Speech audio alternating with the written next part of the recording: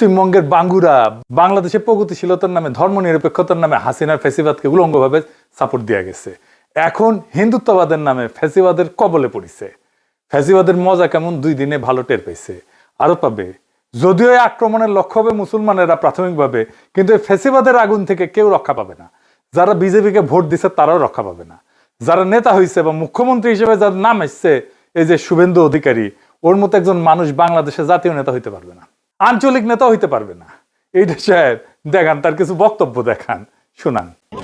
মুসলমান ভোট দেয়নি, মুসলমান তার আসল লোককে হিজাব পরা মমতাকে ভোট দিয়েছে। বাংলাদেশি মুসলিম অনুপ্রবেশকারী নোয়াখালী চলে যা, ভাগো ভাগো ভাগো। বিজেপি এপ্রিল মাসে আসবে, 550 কিলোমিটার বেড়া দেব আর ডিপোর্ট করব।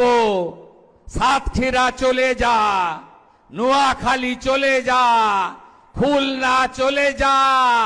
যেদিক দিয়ে এসেছিস ওই রাস্তা দিয়ে পালিয়ে যা।